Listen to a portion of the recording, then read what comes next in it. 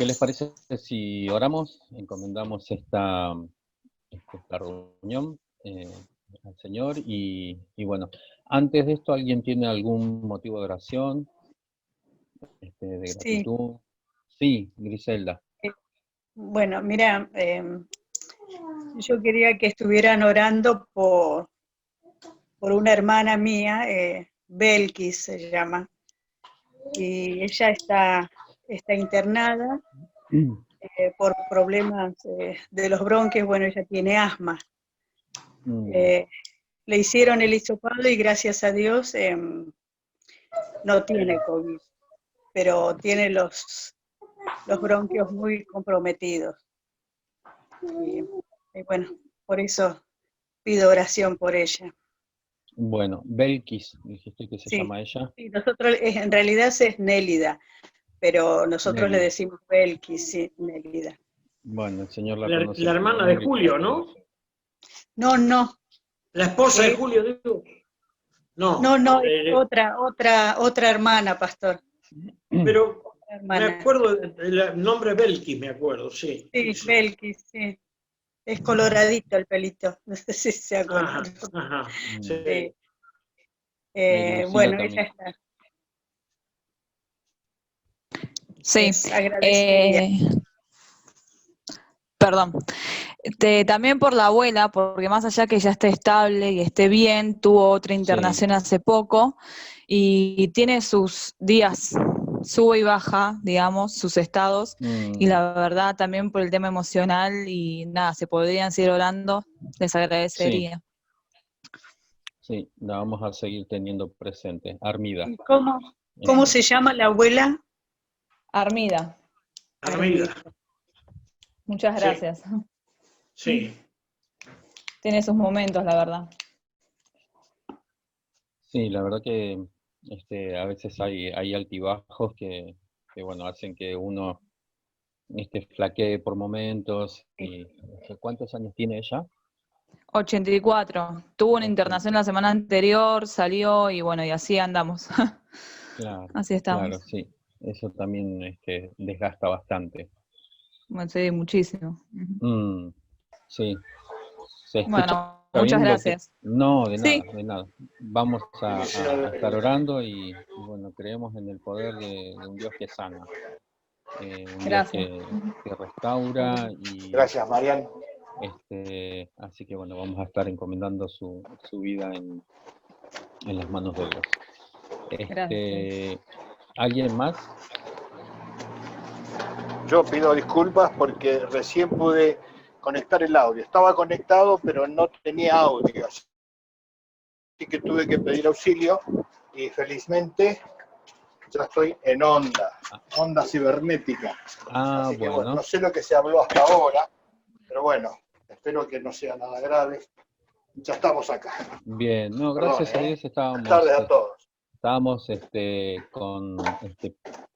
presentando motivos de oración y Griselda nos pidió que oráramos por una hermana de ella que se llama Nélida, una hermana que se llama Nélida, por el tema de los bronquios, ¿no? Así que vamos a estar orando y también por Armida, que es la abuela de Lucila, para que Dios la restablezca en su salud y pueda tener periodos estables cada vez más largos.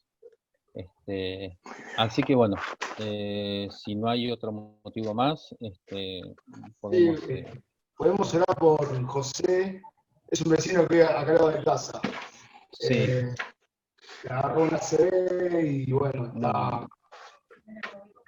Claro, lo que justo tenía turno con el médico, lo estaba atendiendo el médico y ahí le agarró el ACV. Gracias a Dios, bueno, estaba justo con el médico. Qué bueno. Ahora está internado, le hicieron también los estudios del COVID, porque en la sala donde estaba, mucho contagio y bueno, tiene problemas de respiración, ¿no? Dijeron que tiene un resfrío mal curado. Y después estábamos hablando por Gabriela, la mujer, una de los dueños del taller. Sí. seguimos orando por ella, que bueno, hoy hizo una biopsia sobre el pulmón. Y bueno, que Dios ponga su mano o que dé toda la fortaleza para continuar por este tratamiento, ¿no? La voluntad del Señor, ¿no? Si Él quiere sacar todas las células, y si es la voluntad del Señor transitar por esto, que me dé toda la fortaleza para poder ayudarla en la oración. Amén, amén. Yo en este tiempo entendí que más allá de que a veces no se realicen las sanidades por distintas cosas, la voluntad de Dios es siempre sanar. La voluntad de Dios es siempre sanar. A veces por distintas circunstancias pueden pasar cosas que, por distintas circunstancias hay personas que no reciben esa sanidad. Tengo una lista grande de textos que después lo podemos ver, donde Dios presenta, donde Dios en la palabra de Dios se presentan textos donde expresa la voluntad de Dios de sanar, ¿no? Así que nos presentamos ahora delante de este Dios y ponemos estos motivos en acuerdo, ¿sí? Gracias, Señor. Gracias porque como tu iglesia nos podemos reunir y pedir, Señor, que tu Espíritu Santo nos esté guiando en esta clase, Señor, en esta charla que vamos a tener, que seas tú, Señor, el que nos esté enseñando. Y de manera especial, Señor, queremos poner la salud de Nélida, Señor, en tus manos. Que tú estés restableciendo sus bronquios, Señor. Oramos a un Dios que tiene poder, Señor. Visítala, Señor. Visítala ahora. Toca, Señor, sus bronquios para que sanen, Señor. Para que sanen. También pedimos por José, este vecino Ariel, Señor, que tú lo guardes, que podamos ver una pronta recuperación, que lo guardes de todo contagio, Señor, donde él está internado. Lo mismo para Gabriela, Señor. Sabemos que los diagnósticos humanos, Señor, se sujetan a la última palabra que la tenés vos, Señor. Pedimos que más allá de todo estudio que sea adverso, tú la sanes, Señor. Tú la sanes. Limpie, Señor, sus pulmones, que sea limpia de todo cáncer, Señor, limpia de toda enfermedad. Señor. Y también, Señor, en el mismo poder del acuerdo, oramos por Armida. Señor, tú tienes planes con nuestras vidas hasta el último día. Pedimos, Señor, que sean concretados tus planes en su vida. Restaura, Señor, aún su área emocional. Visítala, Señor, de una manera especial, que ella pueda sentir tu compañía, que ella pueda sentir, Señor, su cuerpo vivificado, Señor, por tu visitación. Gracias, Señor, por tu gran amor, por tu misericordia y porque podemos, Señor, tener la certeza que tú eres un Dios que sana, y no solo que sana, sino que quiere sanar. Te lo rogamos, Señor, en el nombre de Jesús. Amén. Amén. Amén, sí. Amén. Bueno, hermanos, la semana pasada estuvimos haciendo un resumen de todos los concilios, en realidad no llegamos a verlos todos, pero de los concilios que se consideraron concilios ecuménicos. Fíjense que nosotros hicimos un stop, habíamos llegado hasta el año 800, donde se lo consagra emperador de Occidente a Carlomagno, y tuvimos que retroceder en la historia para ver en el área teológica lo que estaba ocurriendo. Aguárdame un segundito.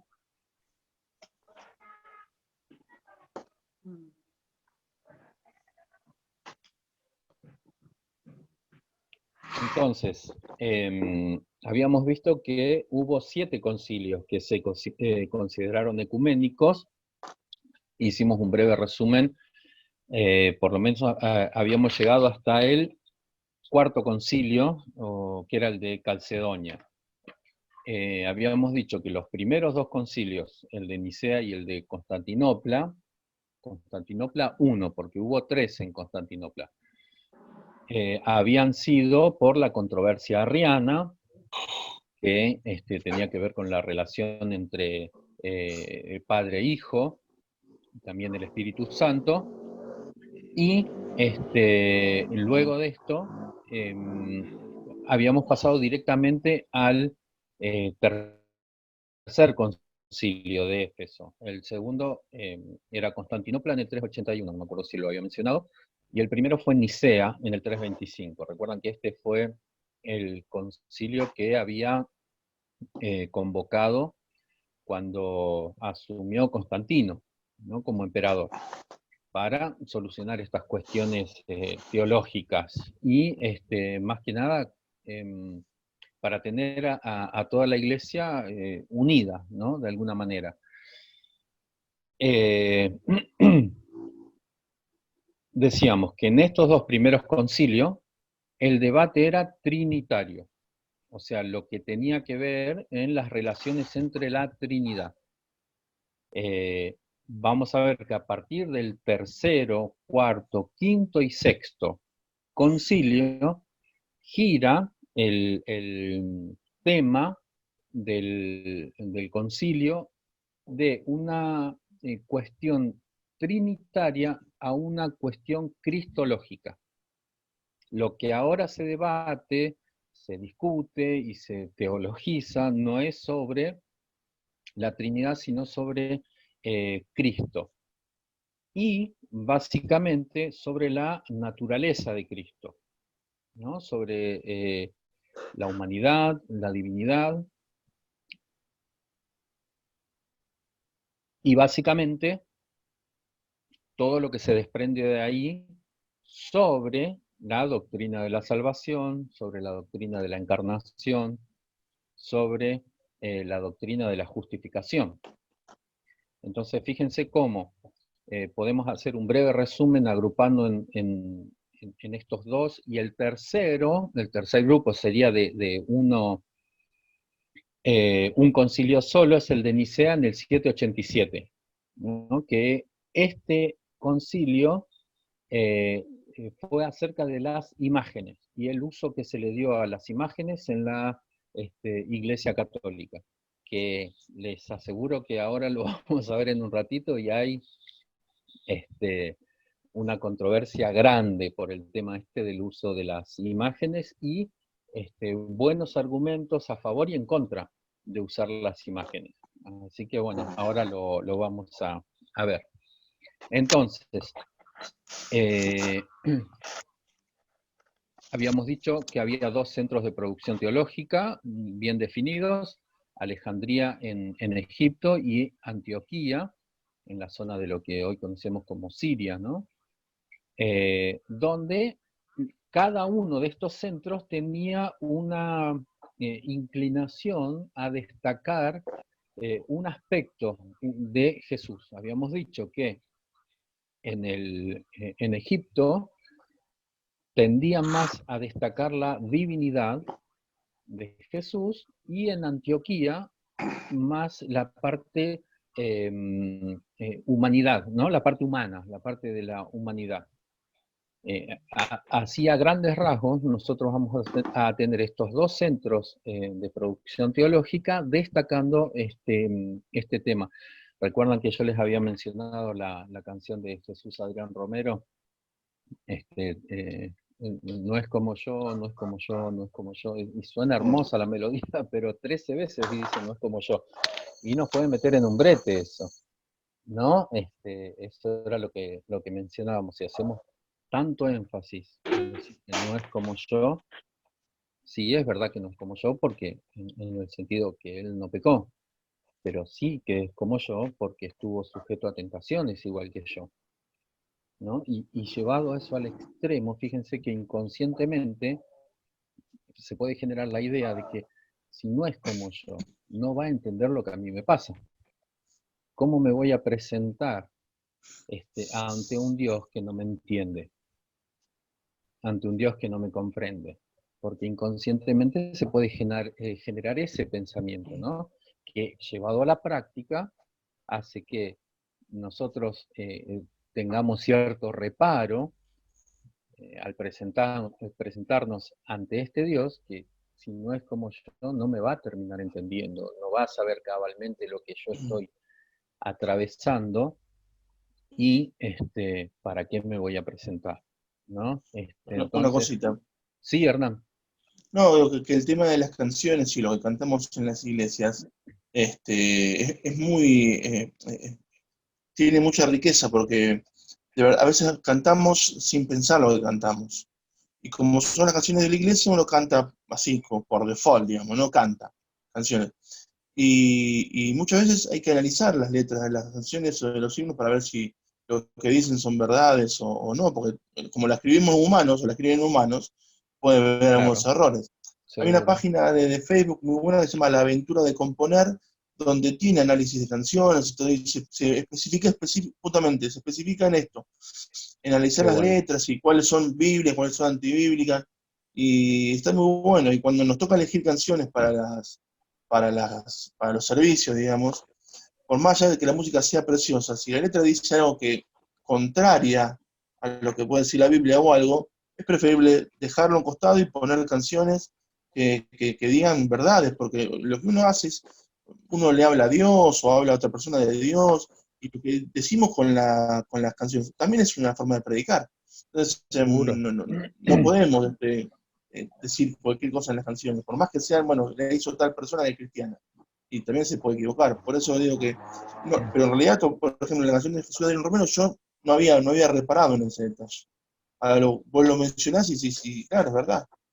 Y a veces uno canta por costumbre solamente, Seguro. y no realmente saber lo que dice. Sí, sí, sí, sí. Por eso es interesante esto, porque uno está proclamándolo. O sea, sin entrar en ninguna otra doctrina. O sea, nuestras palabras, esto lo dice cualquier psicólogo que no sea cristiano, hay poder en nuestras palabras.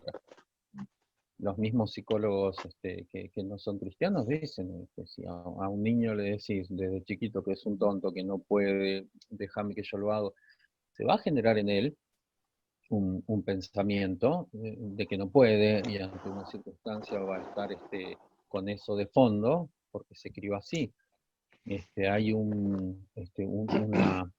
em, una ilustración que es bastante cruel, lo que hacen con los elefantes.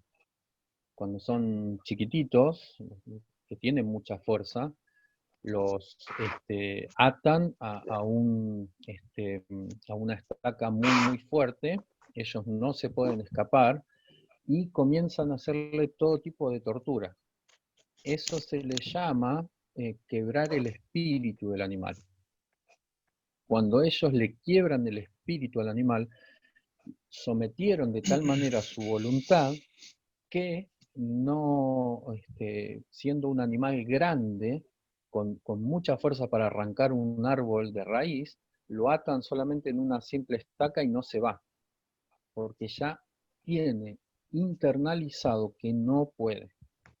Y hay un montón de pensamientos que nos limitan a nosotros y que a veces no sabemos de dónde vienen y se forjaron allá en nuestra tierna infancia y que todavía nos siguen afectando. Por eso cuando la palabra de Dios dice, conoceréis la verdad y la verdad os hará libre, claro, ¿qué verdad conozco? La verdad de que Dios es un papá amoroso y no un Dios castigador, y esa verdad me hace libre. Conozco la verdad de que soy un hijo de Dios, conozco la verdad de que soy amado, de que soy valorado, de que soy tenido en cuenta, de que soy un especial tesoro. Entonces, claro, conocemos la verdad y la verdad nos hace libre de todas esas ataduras, conceptos distorsionados. Bueno, esto es más llevado al extremo, pero es lo mismo, ¿no? En una canción, en algo que se repite. Y fíjense que la melodía es mucho más práctica para aprender una letra. Entonces una medida que la canta, la va repitiendo mentalmente, la va repitiendo en voz alta, se va afirmando y se hace una verdad luego que es incuestionable. Pero bueno, eso ya es tema para otra área. Bueno, a ver, nosotros ya habíamos visto los dos centros estos de teología de Alejandría y Antioquía. Habíamos hablado de las posiciones extremas, ¿no? Del docetismo, que decía que Jesús era pura apariencia en lo que era su carne, y la otra extrema era que él no habitaba Dios, sino que habitaba el poder de Dios, ¿no? Estas eran las posiciones más extremas. En el concilio de Éfeso habíamos dicho que la controversia venía por la persona de María. Recuerdan que decían que María era paridora de Dios, ¿no? El Theotokos era el término griego. Y el tema estaba centrado no en la persona de María, sino en Jesús, ¿no? Y los teólogos decían que lo que nació de María, algunos decían, no era Dios, sino la humanidad de Jesús, ¿no? Y lo llevaba obviamente a conclusiones complicadas, porque decir, bueno, nació solo la humanidad y vino el Espíritu y se unió en otro momento, ¿no? Nos lleva a otro tipo de conclusiones que en vez de allanar el camino lo complican más. Luego de esto llegamos al cuarto concilio de Calcedonia. No sé si habíamos llegado hasta el otro día y lo mencionamos. Sí. ¿Sí? Aguárdenme un segundito.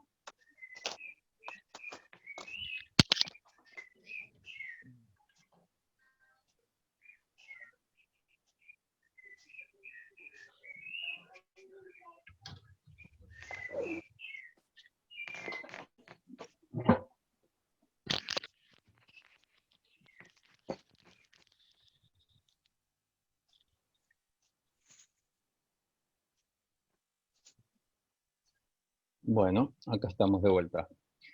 Este concilio de Calcedonia fue en el año 451. Y recuerdan, así a grosso modo, había se llegó a un acuerdo en este concilio y redactaron una definición, ¿no? Que se conoció como justamente la definición de Calcedonia. Esta definición lo que hacía era prevenir a los futuros teólogos, ¿no? De caer en los mismos errores que se había caído en años anteriores, ¿no? Justamente sobre la persona de Jesucristo. Y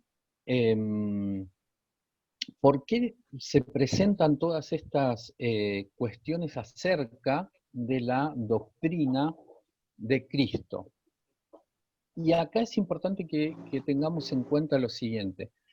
Desde épocas muy tempranas, la Iglesia, los teólogos cristianos, adoptaron las conclusiones, o muchas de las conclusiones a las que llegaron los filósofos griegos, ¿no? Entonces, por ejemplo, los griegos habían llegado al concepto de Dios como lo perfecto, como lo trascendente, un Dios inmutable, ¿no? Que obviamente que si es inmutable, que nunca cambia.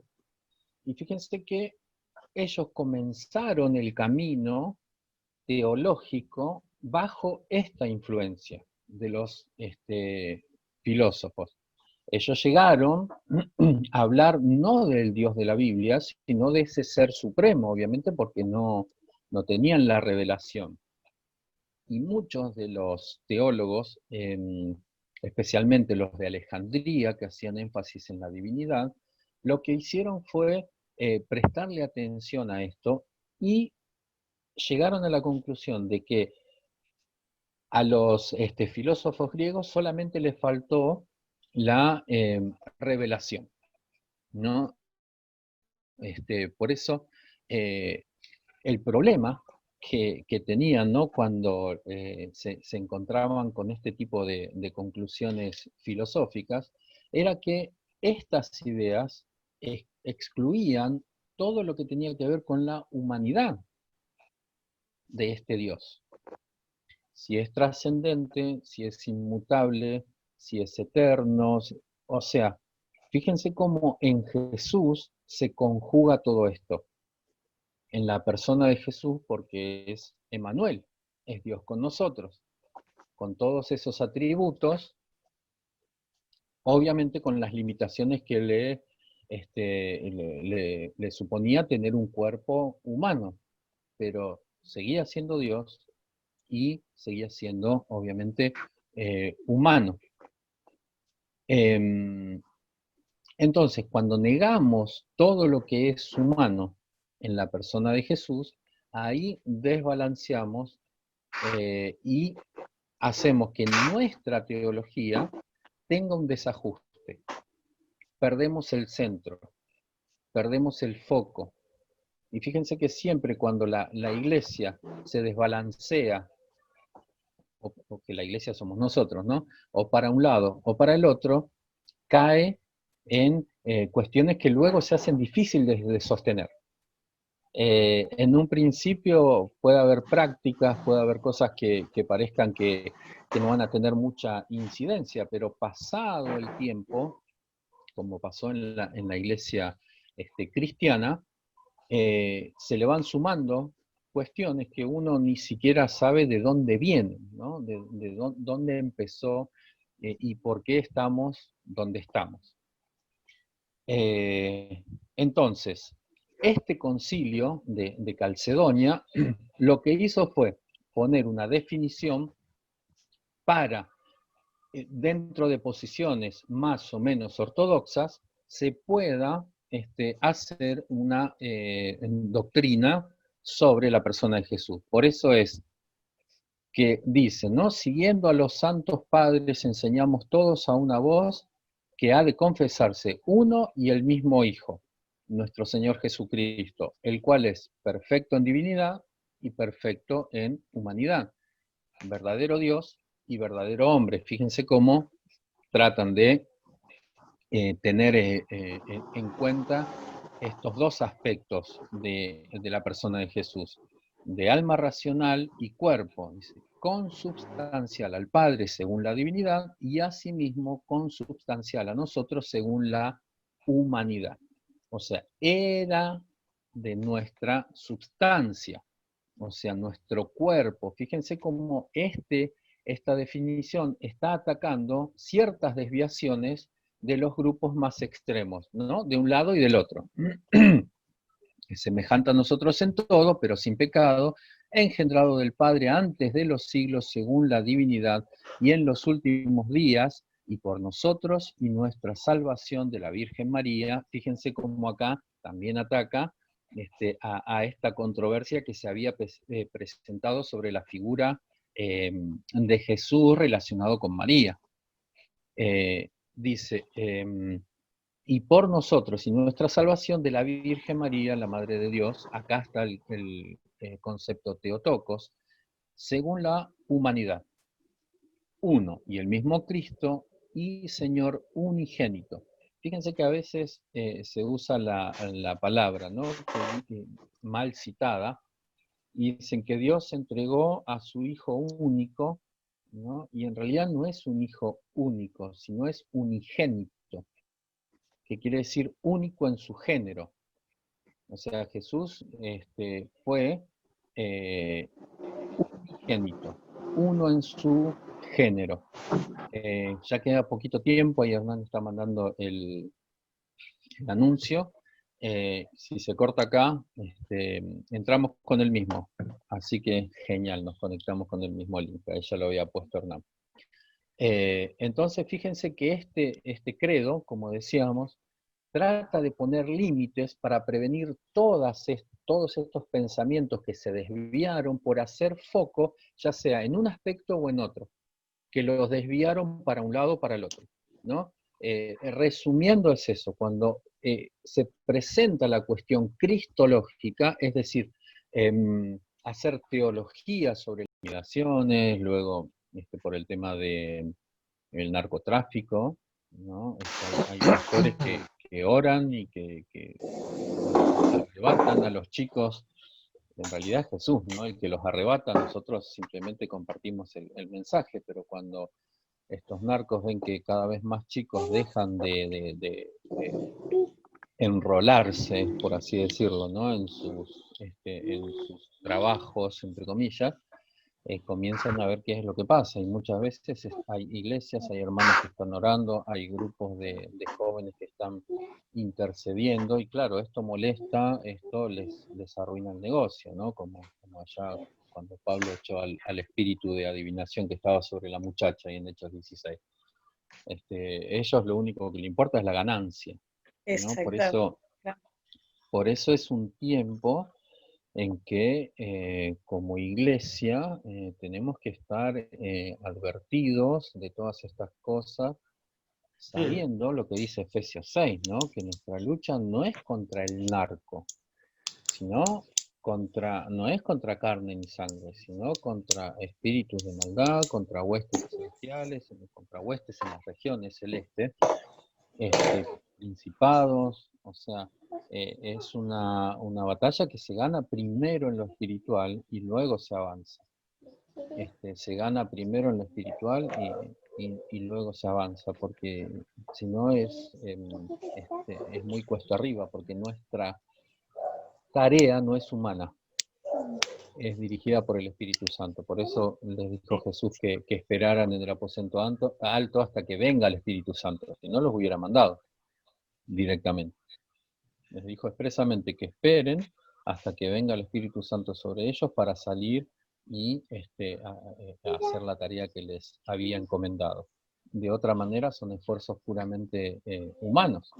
El mismo apóstol Pablo le dice a los corintios: yo cuando vine acá me propuse no predicar a ustedes con sabiduría humana, sino con poder y con el Espíritu Santo y señales, ¿no? Señales que den testimonio de eso. Así que es interesante esto, ¿no? De poder ganar batallas en lo espiritual y tener una fe mucho más, como dicen, ¿no? Proactiva y no reactiva, ¿no? El proactivo es el que se anticipa, el reactivo es que, bueno, busca una solución cuando ya el problema está dado. Así que, bueno, sigamos con los concilios. Si alguien quiere agregar algo, sí. Tenemos nosotros en este tiempo también que luchar doctrinalmente como seguro. Allá y sé como Calcedonia, ¿no? Ahí definir bien quién es el Señor Jesús, porque los testigos de Jehová dicen que es hijo y no lo presentan como Dios, ¿no? No hablan de la divinidad de él, ¿no? Sí, claro, que hizo milagros, todo, pero porque era el Hijo de Dios, ¿no? Pero y así otros, ¿no? Era lo mismo que decía Juan Manuel la otra vez, mentira, ¿no? En los mormones hay mentira también, porque para ellos son tres dioses: Dios Hijo, Dios Espíritu Santo, Dios, y que nosotros podemos llegar a ser también como Dios, ¿no? Eso está encubierto, pero es doctrina que tienen ellos, ¿no? Es satánico. Y bueno, y la gente no está, nuestra gente también muy celosa de esto, porque los mismos discípulos, cuando le vieron hacer maravillas, dicen: pero cuando calmó el mar, la tempestad, ¿a quién tenemos acá? ¿Quién es este que aún el mar y la tempestad le obedecen? ¿Cómo? Era el Señor, era Dios hecho un hombre, ¿no? Si se lo había dicho el Señor Jesús. Y por eso en San Juan 14 le dice: tanto tiempo estuve con ustedes, Felipe, y no me conocen. El que me ha visto a mí, ha visto al Padre, ¿no? Claro, claro, Sí. claro. Para el que lo pudo ver, sí, Juan Manuel. Bueno, está hablando con respecto al celo, ¿no, Osvaldo?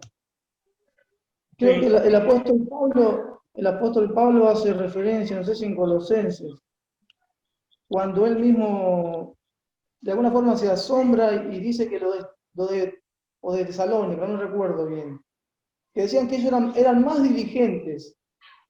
¿Por qué? Porque ellos todo lo que escuchaban iban directamente a la Biblia, a la palabra del Señor. Entonces, ellos mismos se aseguraban de que si lo que estaban escuchando era de acuerdo a lo que estaba escrito o no. Y eso también tiene que ver con el celo que ellos tenían, obviamente, Seguro. en tratar de que ellos, los mismos apóstoles, se manejaban con la verdad. El mismo apóstol habla con respecto a no predicar otro evangelio, dice, y que aquel que predica otro evangelio sea anatema. Aún si un ángel mismo dice, o nosotros, o yo, dice el apóstol Pablo, viene con otra doctrina diferente, sea anatema. Entonces habla del celo, ¿no? Que tenía el apóstol Pablo y del celo también que tenían los hermanos mismos no recuerdo bien si eran los de Colosenses. Entonces, Sí. Sí, perdona, en Colosenses 1:16 dice que por él fueron creadas todas las cosas, acá en los cielos, en la tierra, visible, invisible, trono, dominio, todo fue creado por medio de él y para él. ¿No? Y bueno, y dice otras cosas más, ¿no? Pero es muy... en Filipenses, bueno, que el otro día Sergio decía, ¿no? El capítulo 2, que no se tomó de ser Dios, sino que se humilló. Que ahí está la parte que él tiene que ser hombre, nacer como hombre, porque si no, ¿cómo iba a sufrir y a hacer sacrificio por nosotros, no? Claro, la omnipresencia la tuvo que sacrificar mientras estuvo en un cuerpo, sacrificar entre comillas, ¿no? Ahí dice que cuando se despojó, o sea, Sí. la omnipresencia, mientras él estaba, no podía estar en todas las partes, obviamente, porque estaba limitado por ese cuerpo humano que él tenía. Claro. Tenía que dormir, tenía que comer, tenía calor, tenía frío, o sea, todas las limitaciones que nosotros tenemos estando sujetos a esta naturaleza. Luego cuando él resucita, ya no tiene más esa limitación. Por eso nosotros estamos en un ámbito natural y la naturaleza de Dios es lo sobrenatural. Dios está por sobre lo natural, no está limitado por la naturaleza. Por eso cuando Dios obra, siempre obra de una manera sobrenatural.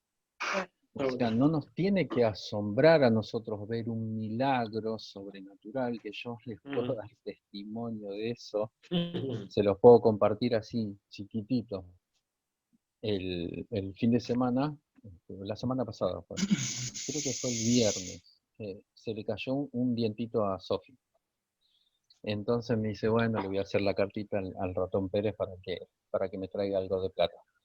Entonces la puse, ella tiene esta cama que se ve atrás arriba, bueno, ella tiene la cama cucheta y duerme a la noche, tipo 12 de la noche, cuando yo me iba a acostar ya estaba dormida. Le digo a Marina, vamos a ponerle aunque sea, no sé, 500 pesos. Era el único billete de 500 que tenía en la billetera. Así que agarré y le puse 500. Al otro día a la mañana me levanto y miro así. Yo tenía la esperanza de que haya un billete de 1000. Estaba el de 500. Digo, bueno. Y automáticamente dije, Señor, vos lo multiplicás. Me fui a sentar, Marina se levanta, estábamos tomando mate.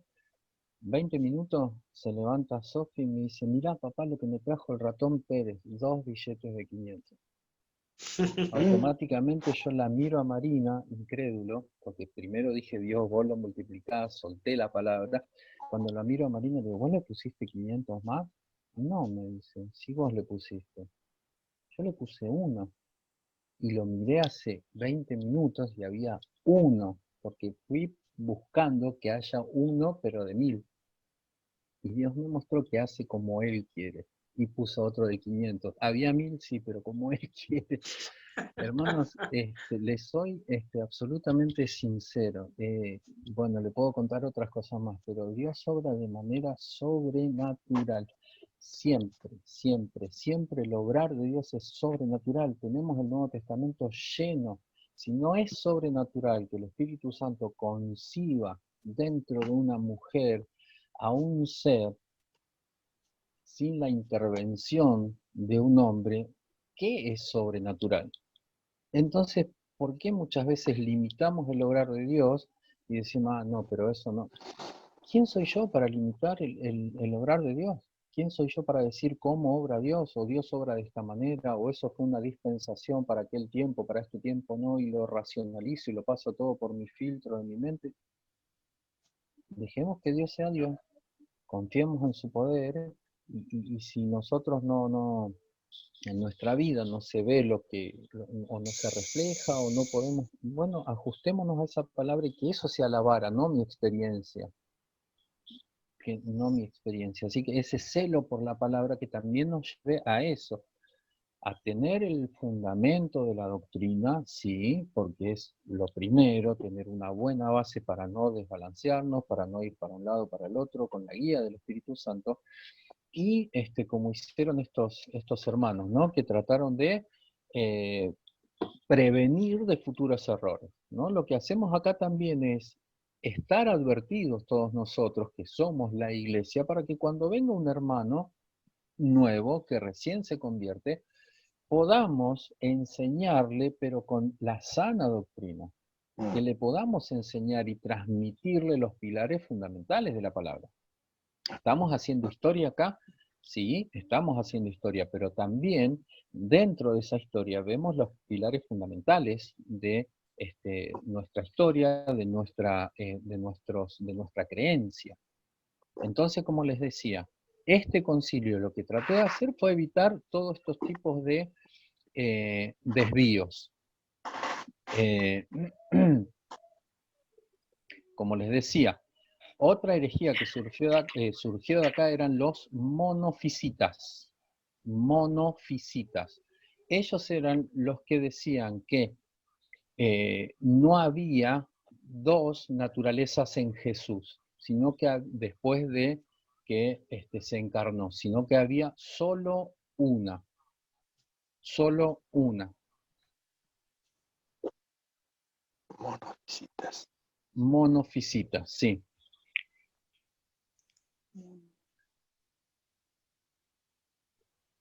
Fíjense, les leo textual esta parte. Dice, pero, puesto que la principal doctrina cristiana era precisamente que Dios se había hecho hombre en Jesucristo, esto llevó a los teólogos a preguntarse cómo podían unirse divinidad y humanidad. Claro, les rompía la cabeza, porque nuestra lógica, nuestra mente funciona de una manera lógica. Mi lógica dice que A es A y B es B. No puede ser A y B al mismo tiempo. O sea, si yo intento razonarlo, con, valga la redundancia, con mi razón, e intento razonar el mensaje de Cristo, el Evangelio, no lo puedo razonar. Sí lo puedo entender, tiene que ser inteligible. Yo le tengo que predicar a una persona de tal forma que él pueda entender y hacer que ese mensaje pueda ser comprendido por él. Pero ahora, se acepta por fe. Nosotros por fe lo aceptamos, porque Dios dio testimonio a nuestro espíritu, fuimos tocados en nuestra área espiritual y respondimos a esa palabra que recibimos. Entonces, claro, estas personas se preguntaban cómo la divinidad y la humanidad estaban presentes en una sola persona. Entonces, Ireneo había dicho que en Dios perdón, quizá dice si la Iglesia hubiera seguido no la doctrina de los filósofos, sino el modo de ver en que lo hacían personajes tales como Ireneo, que lo hacían mucho más sencillo. Incluso en el desarrollo cristológico, hubiera sido otro, no hubiera sido tan complicado, porque esto que nosotros acabamos de leer, ese,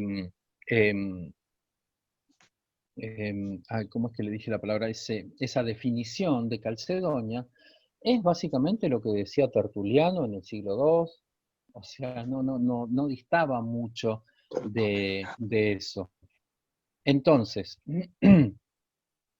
estos monofisitas son los que surgen acá, diciendo que en Jesucristo había solo una personalidad, mejor dicho, solo Naturaleza. una sola naturaleza, claro. Ellos destacaban simplemente la naturaleza humana, ¿no? Influenciada, pero la naturaleza era humana. Ahora, luego de esto, viene el concilio de Constantinopla. Este concilio se conoció como segundo de Constantinopla, porque ya habíamos visto el primero. Este fue en el año 553.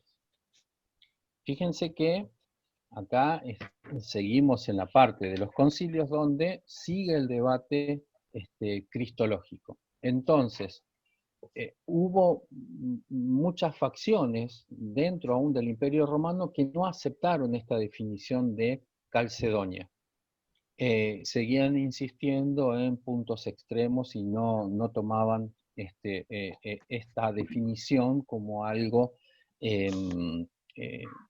vamos a usar una redundancia, definitivo, ¿no?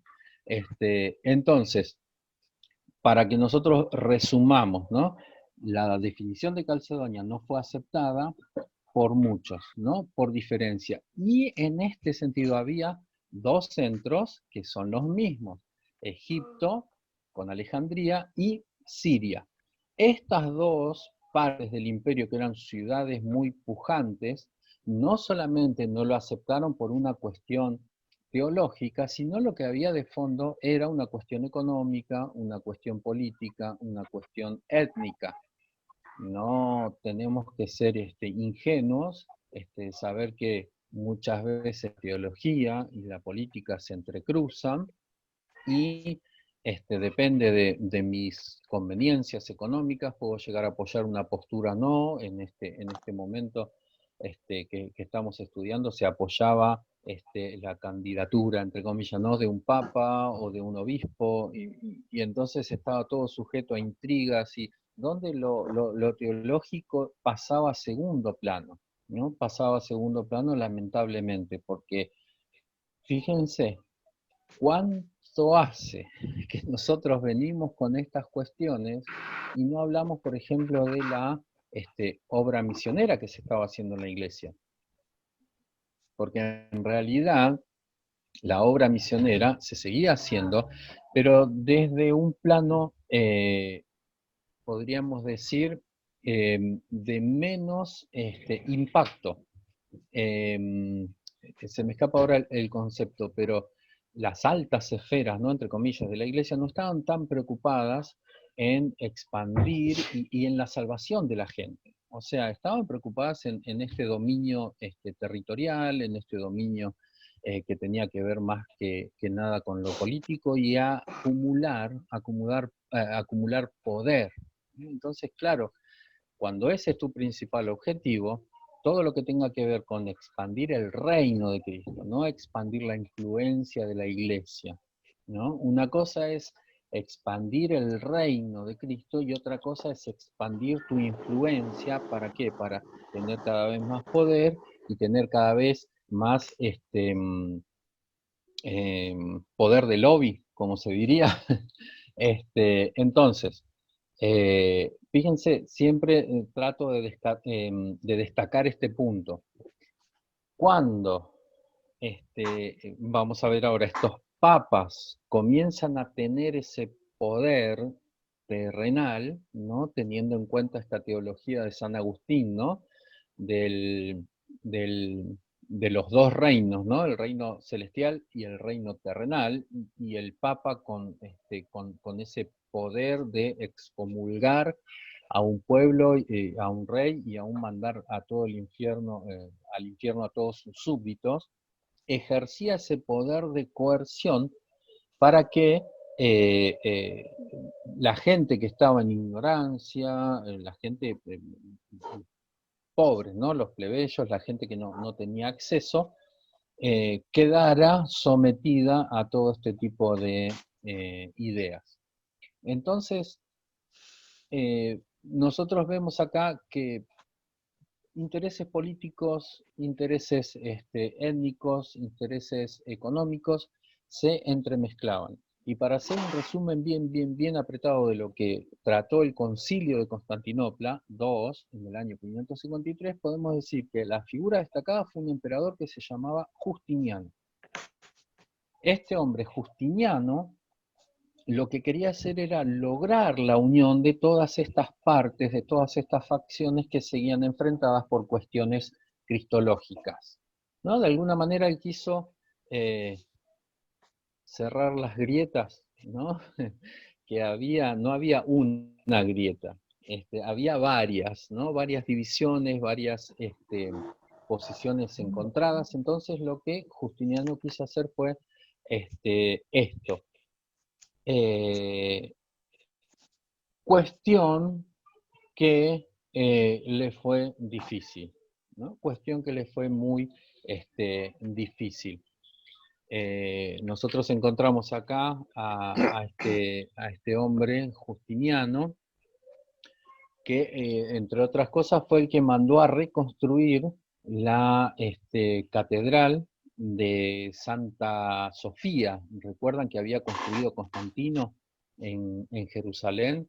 Fue una catedral, la reconstruyó grandísima, y cuentan los historiadores que cuando Justiniano terminó de construir, en realidad él puso la plata, ¿no? Lo que construyeron fueron otros, pero cuando él se adjudicó la construcción, la reconstrucción de esta catedral de Santa Sofía, miró el esplendor de esa catedral y dijo: Salomón te he superado.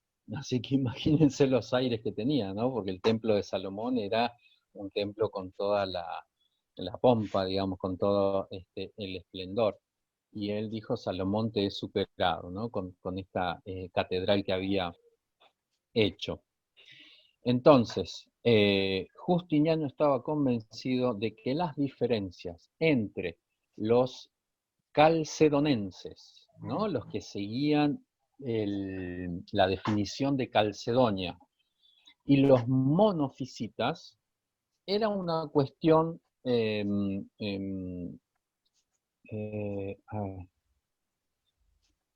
verbal, era una cuestión de palabras, que tenían que ponerse de acuerdo en esta cuestión sobre el tema de las dos naturalezas, ¿no? En una sola persona, y los monofisitas en una sola naturaleza, pero la cuestión era más que nada verbal y él no veía tal diferencia. Entonces, la cuestión queda abierta, ¿no? No se pudo zanjar y no se pudo cumplir lo que Justiniano quería hacer. Entonces, lo que viene ahora es el Concilio III de Constantinopla. Este tercer concilio de Constantinopla, que es el sexto nuestro, se llevó adelante en el año 680 y 681. Y aquí sí se le trató de dar un cierre a esta cuestión o a esta discusión cristológica.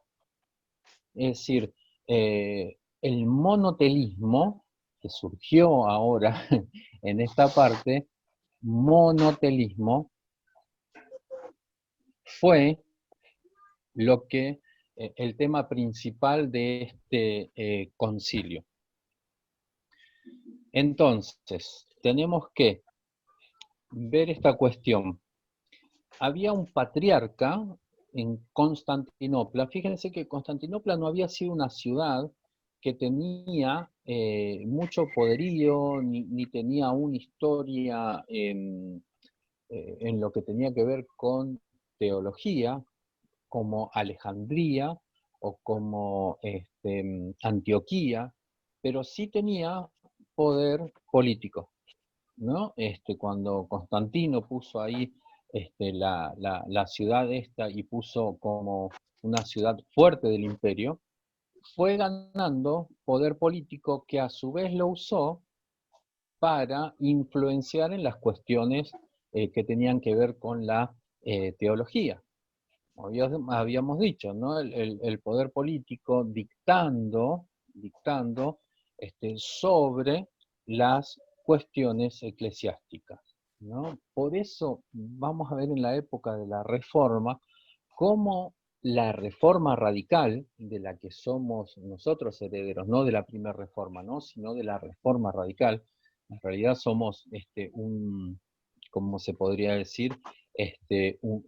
Hijos de una segunda reforma, que fue la reforma radical, la que llevó al extremo la separación de iglesia y Estado. Fíjense que esto era lo que los reformadores veían. Los primeros reformadores vieron la cuestión más que tenía que ver con lo doctrinal, con los abusos del Papa, y bueno, todas estas cuestiones de los papas, ¿no? Y lo que hicieron fue entre comillas, independizarse de lo que tenía que ver de la tutela de la iglesia, ¿no? Pero se vieron enredados también en las cuestiones que tenían que ver con, por ejemplo, en Alemania la iglesia luterana era la iglesia del Estado. Entonces, la mancha negra ahí de Lutero era que después mandó a perseguir a los que querían ser libres, iglesias libres. Pero bueno, no nos anticipemos a esa parte de la historia. Entonces, claro, emperador, el patriarca, ¿no? Que estaba en Constantinopla, trataba de acercarse a estos monofisitas para acumular poder, ¿no? Para acumular poder, para tener más presión y poner a los obispos que él tenía interés en poner. Propuso la doctrina que se llamó monotelismo. Esta palabra viene de dos raíces griegas, mono, que significa uno, y telema, que quiere decir voluntad. Ahora, vamos a explicar esto, ¿no? De monotelismo. Lo que este hombre proponía era lo siguiente, que en Cristo al mismo tiempo había dos naturalezas, ¿no? Hasta acá vamos, que en Cristo había dos naturalezas, obviamente la divina y la humana.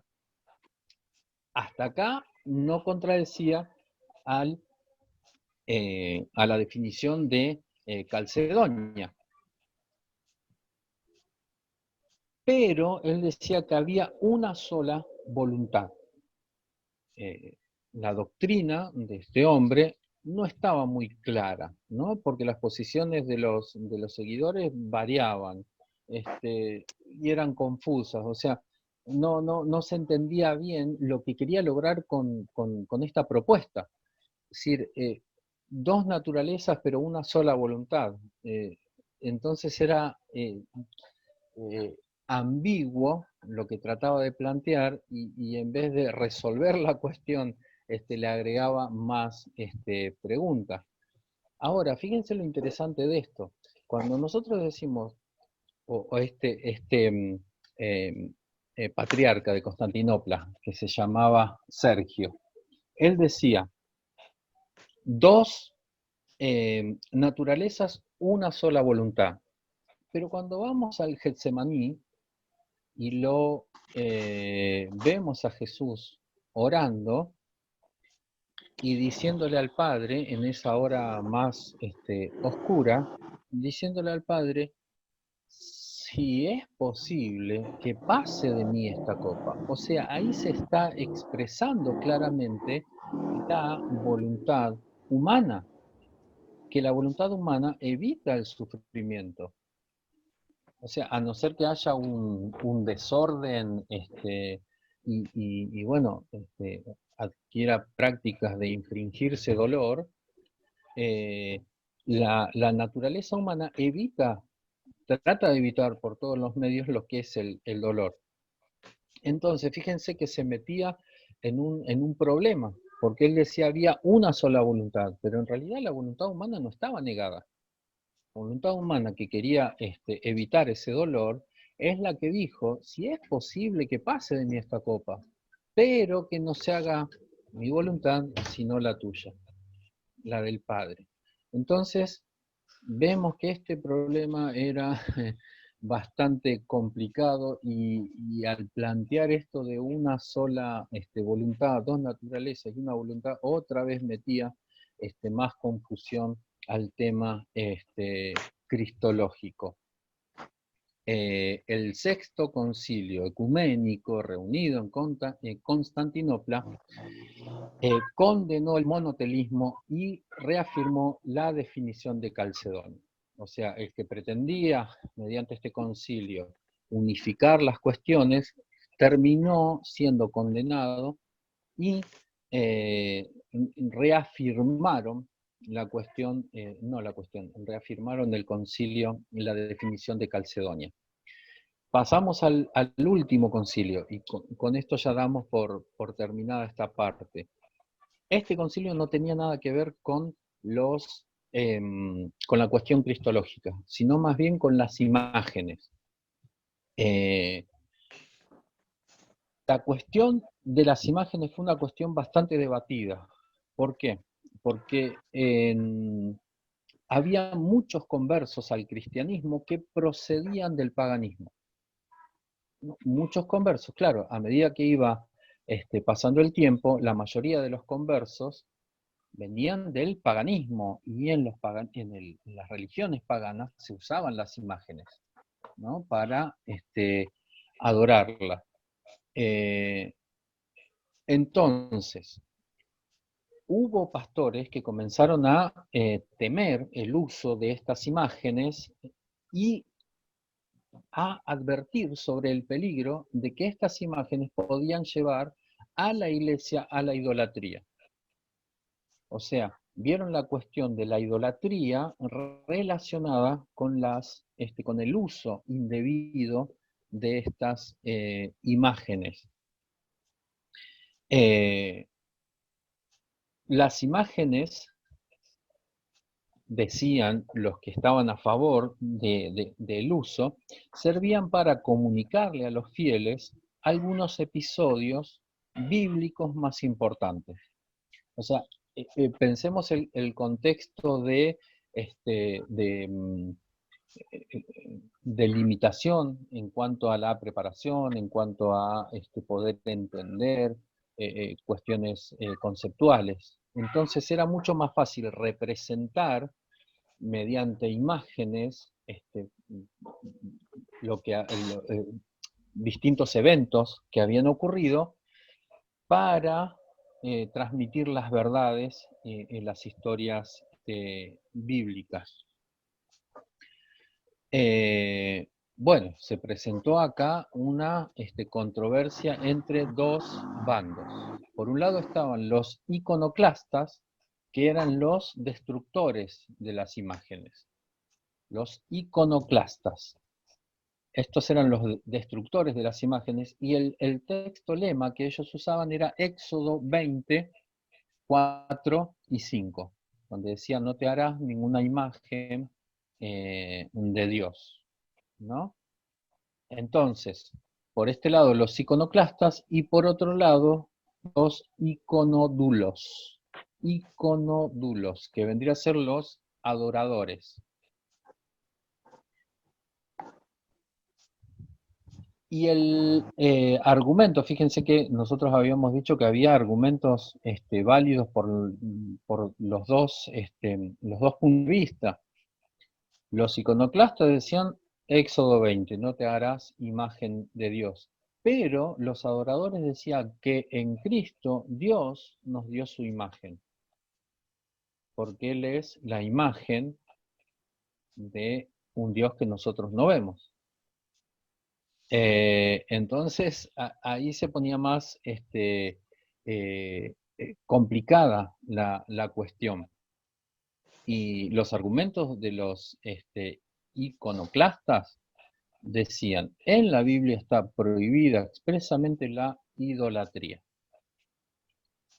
El fundamento era Éxodo 20, 4 y 5. Y aparte de esto, los historiadores no concordaban en las razones que llevaron a estos emperadores a ser iconoclastas, ¿no? Y emperadores que dijeron, bueno, hay que destruir las imágenes porque va a hacer que esta práctica, el uso indebido, va a llevar a la iglesia a la idolatría. Entonces se produjo una campaña, ¿no?, para destruir las imágenes. Y por otro lado teníamos, quedan 2 minutitos ahí, me dice Hernán. Por otro lado teníamos a los musulmanes, que hasta ahora no vimos esta parte, pero que los musulmanes también van a tener una incidencia en lo que fue el cristianismo. Los musulmanes acusaban a los cristianos de idólatras por el uso de las imágenes. Entonces acá tenemos, aparte de un debate interno, también tenemos una presión externa. Y entre una nueva religión, que hasta este momento ya no era nueva, estamos hablando ya cerca del año... No, era incipiente, porque estamos hablando del año 700 aproximadamente. Entonces, bueno, esta cuestión del cuestionamiento externo también va a generar más controversia sobre el tema de las imágenes. La semana que viene vamos a retomar esta partecita de las imágenes, vamos a ver cómo los musulmanes influyeron en el desarrollo también del cristianismo, y vamos a tratar de avanzar